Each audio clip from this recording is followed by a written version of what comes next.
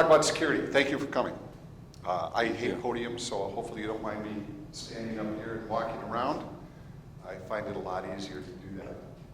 So, why security? Here's how fast incidents are growing. 42% year-over-year growth over the last couple of years. I don't think anybody is surprised to know how fast different things are basically going wrong, right? And we've all got the job to do something about it. And I tell people it's probably the most frustrating job you'll ever have, because the best you can do is break even. The bad guys only have to win once. You have to win every single time.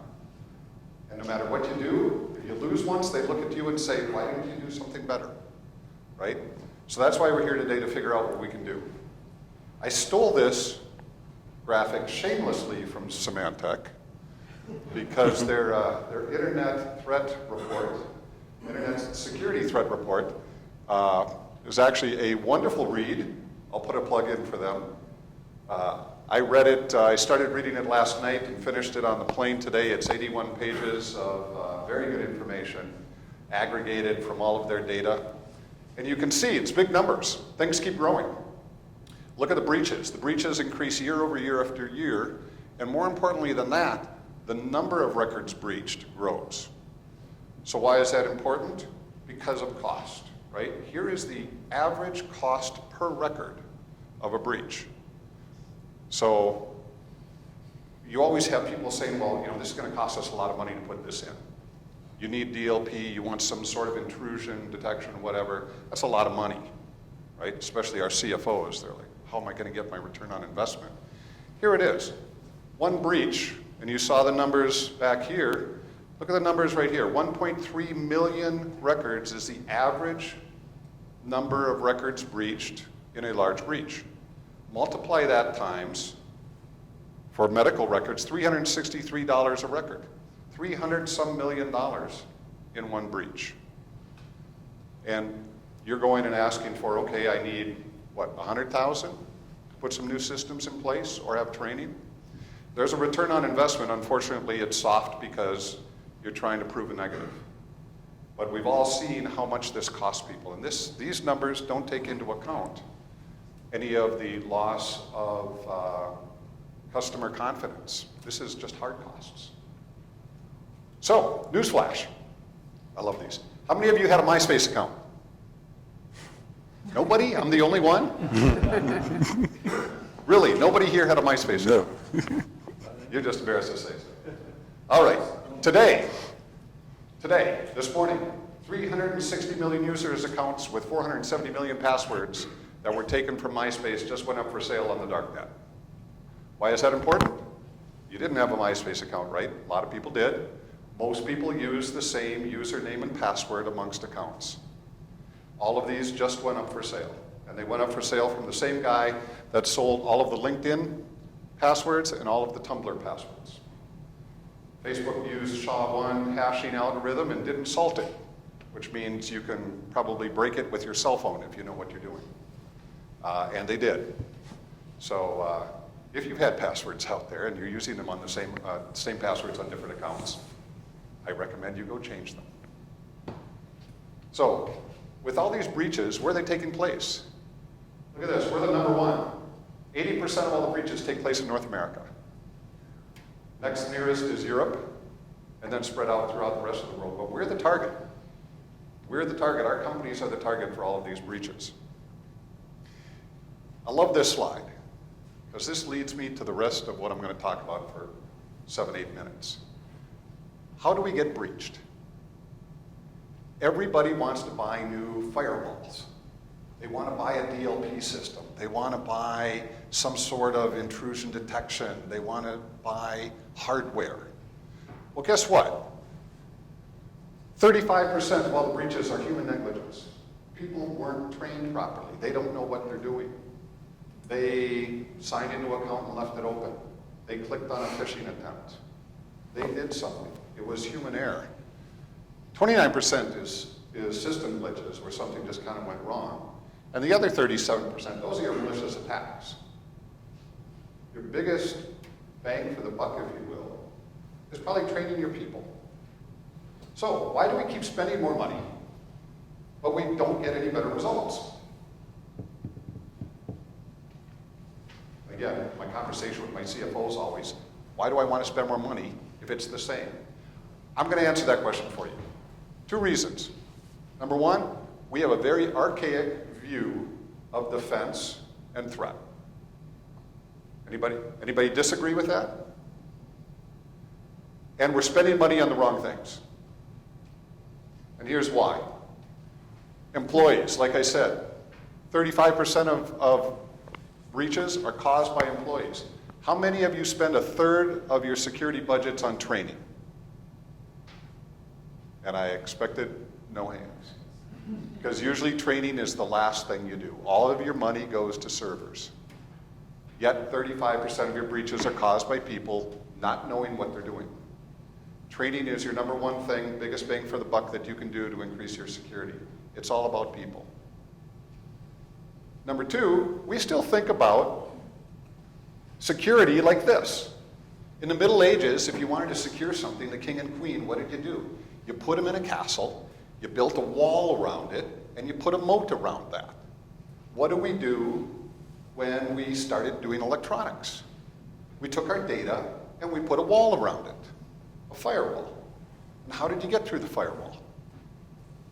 You gave somebody a password, because the computer didn't know everybody, so you just said, if you have this password, you get in. Well, once you get in, then what? And the answer is, once you get in, you've got the keys to the kingdom, and you can walk anywhere you want, typically. So we've got this archaic view of we're just going to put something in behind a wall, and if you get through the wall, you're good. Now, hackers know that.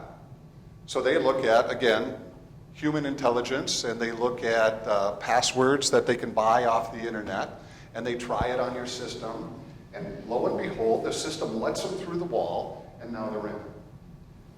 What is the average amount of time that a hacker is in your system before you know you've been breached? Anybody know this? 100 days. Most recent, 240 days. They're inside your system for 240 days, just looking around. And if you were a hacker, what's the first thing you're going to do? You know sooner or later somebody's going to find you, right? So the first thing you do is give yourself 5 or 6 other different access points. So as soon as they find you, you can stay in, and they don't shut you out. That's why they don't do anything right away. They're in there just making sure that they can stay in there even when you find them, and they can do what they need to do. So we've got this outmoded sense of thought of how things should work. So now is the opportunity where we're getting some really cool stuff these days, some really cool technology. And it's time for us to make the decision. Do we just hope that we can keep them out? Or do we make a change and start putting in systems and training and education that can actually make a difference in some of these different breaches that we're seeing? So, like I said, number 1 most cost effective, education and training. Almost free. CFO's gotta love when I say that. Right, Carl? Free training. But it's very cost effective.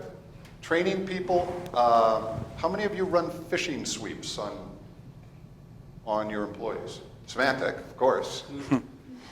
Anybody else? Do your companies do phishing tests internally?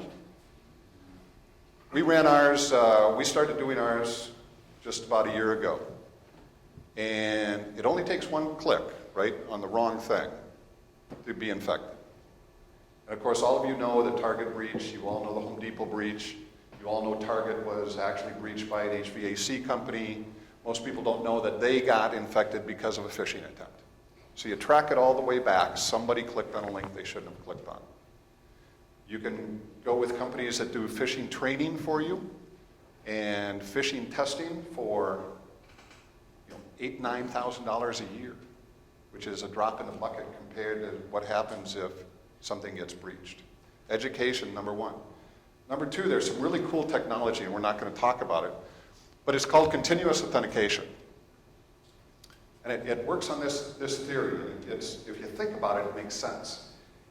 If I'm sitting here talking to you right now, which I am, and somebody else came up and picked up mid-sentence the same thing I was talking about, and I walked off the stage, you would know it wasn't me anymore, right?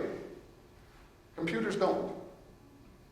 So I've seen some really cool continuous authentication systems now that monitor your biometrics of how fast you swipe, how fast you move the mouse, what angle do you have the mouse when you move it, how do you type, where are you moving around the screens, how fast, and all these different things. And they create a score for you on whether or not you're you or not. I was at a security summit late last year, and I saw some of this demo where somebody logged into a site, and you could see on a separate monitor, you could watch this system building a profile for the person. And it took the system about 2 to 3 minutes to go into green, where they said, we got him. We know who this person is. And then while they were doing that, the guy just stood up, and another person went down and started browsing on this system. And the system detected it in about 6 seconds and shut him out and said, you're not you anymore. Continuous authentication, that's where we're going to end up going. And it's the only way to keep people from breaching your systems. The other one is anomalous action. A lot of times, once people get the keys to the kingdom, you trust them. But sometimes something happens, and even a trusted person might do something that they shouldn't. So anomalous detection that looks at the system and says, hey, something different just happened that's never happened before and doesn't seem right. These systems are looking all the time, profiling the entire company and looking for things that just are a little weird. This person has never logged in at 2 in the morning before and stayed logged in for 4 hours and downloaded 8 gigabytes. That's anomalous. We should probably alert on that, even though they had the right credentials. And finally, defense in depth. Rather than one wall, one moat, multiple layers of defense all the way through that you have to get through this one and this one and this one. And of course, all of you know you have to classify your data so that you spend different amounts on different types of data, right? They don't all get the same protection. Does that all make sense? Any of you know the movie Soylent Green? Yep. Okay, I'm dating myself. For those of you that get it, I've seen it, you'll get this. It's people. When it all comes down to it, it's people. Hackers are people. The people that are going to stop the hackers are people. Everything that the big cost items that you're paying for are tools that people have to use. But in the end, the reason we get hacked and the way to stop the hacking is all about the people. I think that's the one thing that I keep trying to push to people all the time when they want new servers, new firewalls. I'm like, before you do that, train your people first, and then get them the tools they need. And that's my 15 minutes.